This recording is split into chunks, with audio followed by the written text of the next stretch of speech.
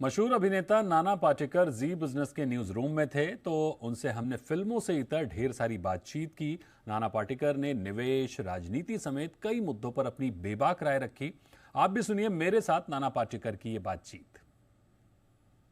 नया साल आने वाला है और नए साल के मौके पर जी बिजनेस में हमारे साथ एक खास मेहमान है। वैसे तो उनको परिचय की कोई ज़रूरत नहीं है, आप देखेंगे समझ जाएंगे, लेकिन फिर भी मैं आपका परिचय करा देता हूँ। हमारे साथ हैं नाना पाटेकर साहब, जो कि बॉलीवुड की शान है। हर तरह की फिल्मों में आपने इनको देखा होगा और इनकी अदाकारी की बात क्या कहें सर, जितनी भी तारीफ़ करिए कम है। और आपका जी बिजनेस पे होना बहुत ही शुक्रिया, बहुत ही धन्यवाद आपका, आप हमारे साथ आए। शुक्रिया। सबसे पहले तो सर मेरा पहला सवाल ये होगा कि नया साल आ रहा है तो जी बिजनेस के दर्शकों को आपकी ओर से क्या शुभकामनाएं? कुछ नहीं, मेरी तरफ से नए साल की शुभकामनाएं। जितना हो सके एक दूसरे से प्यार बांटे, दूसरा और कुछ नहीं। हमारे जो कुछ इने गिने सियासतदान जो है वो हमारे बीच जो झगड़ा करा रहे, तो उनकी मत सुनो और जात धर्म भूल के एक दूसरे के साथ रहो। ये हमारे लिए सबसे बेहतर बात है। और क्या कहे, क्योंकि आज का वो जो पॉलिटिक्स है वो मैं समझ नहीं पाता है। सर पॉलिटिक्स से हम लोग भी बहुत दूर रहते हैं। हमारा जी बिजनेस चैनल है, बिजनेस की बात करते हैं। हाँ। हमारे मैनेजिंग एडिटर अनिल सिंघवी जी, उनकी कोशिश रहती है कि लोगों की वेल्थ बढ़े, लोगों की इनकम बढ़े और लोग हंसे खुशहाल रहें। तो हम शेयर मार्केट की बात करते हैं, तो उसी में मेरा सवाल आपसे ये होगा नाना, आप खुद कहाँ इन्वेस्टमेंट करते हैं? आप खुद अपना निवेश कहाँ करते हैं? मुझे मालूम नहीं है, मैं कुछ नहीं करता। मैं सिर्फ थोड़ा बहुत कमा लेता हूँ। इन्वेस्टमेंट वगैरह वो जो है वो बैंक के लोग हैं या मेरा कोई सीए है जो वही देखते हैं। मुझे सच में मुझे पता नहीं आता शेयर मार्केट के बारे में। नहीं, अरे मुझे पता ही नहीं है कुछ। मैं सच कहता हूँ, मुझे नाटक या सिनेमा में काम करने के अलावा और कुछ नहीं आता। खेती कर लेता हूँ मैं, लेकिन ये इन्वेस्टमेंट की जो तू बात कर रहा है, इन्वेस्ट में हमने क्या किया? हमारे इमोशंस किया है फिल्म के ज़रिए, और क्या किया है हमें। आप मुझे जानते किस लिए है?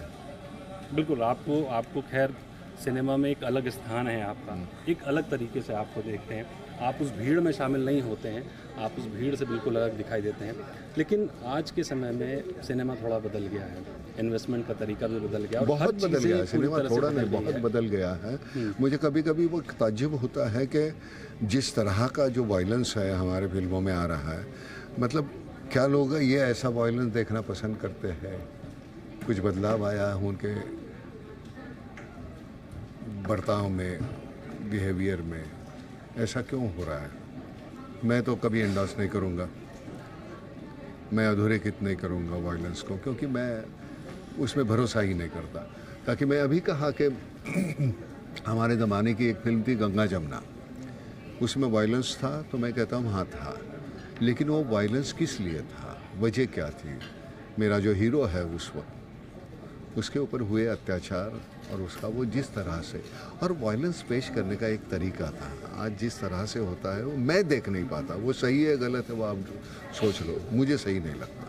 नाना क्यों इतनी नेगेटिविटी फैल रही है? और नेगेटिविटी क्योंकि हमारे हम देखते हैं नाना, सोशल मीडिया पे भी लोग नेगेटिव चीज़ों को जल्दी पसंद करते हैं। तो पॉजिटिविटी कैसे मैं उस दिन आप खुद अपने आप को जब कभी नेगेटिव फील करते हैं तो कैसे पॉजिटिव? नहीं, मैं मुझे नेगेटिव मैं कर, मुझे कोई भी, आप कोई अच्छी बात कर रहे हैं और आपने 10 बातें गंदी की और 4 बातें अच्छी की, तो मैं 4 बातों के बारे में बात करूँगा। वो 10 बातें हैं मेरे लिए कोई मायने नहीं रखती, मैं उसके ऊपर वो नज़रअंदाज कर दूँगा। अब बीच में मुझे कोई लोग कहने लगे कि नहीं आप मोदी भक्त हो गए। मैंने कहा भाई, अगर उन्होंने कोई अच्छा काम किया, उस काम ने अच्छा बोला, तो आपको मोदी भक्त लगने लगे, तो हम मोदी भक्त है बोलो। हमें कोई, हालांकि मैं कोई किसी पक्ष का नहीं हूँ, लेकिन जो बातें अच्छी है उसको अच्छा बोलना हम कब शुरू करेंगे? अगर सभी आपको बुरा ही दिखता है तो फिर भाई वो आप पे निर्भर है। मुझे जो सही लगता है वो मैं करता हूँ। नाना, आज देश, हमारा जो भारत देश है, वो दुनिया की टॉप 3rd इकॉनमी बनता हुआ जा रहा है। आने वाले समय में और तेज़ी से आगे बढ़ रहा है।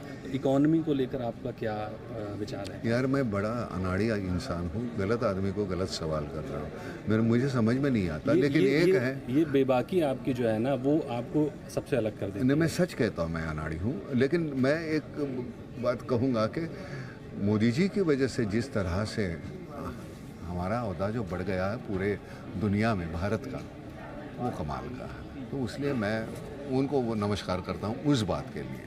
मैं पॉलिटिकल सवाल नहीं चाह रहा था, लेकिन फिर भी 2024 लोकसभा चुनाव है और 2024 लोकसभा चुनाव में आप इसको कहाँ देख रहे हैं? अब मैं तू देख लेना, इतने बड़े तरीके से बीजेपी आ जाएगी। अब कौन सी आती है, क्या आते हैं, ये इसे नहीं, लेकिन वो बीजेपी कोई तुम्हारे पास विकल्प है नहीं और इतना बेहतरीन काम हो रहा है कि 350 पौने 400 तक जाएंगे। मुझे कोई ताज्जुब नहीं होगा।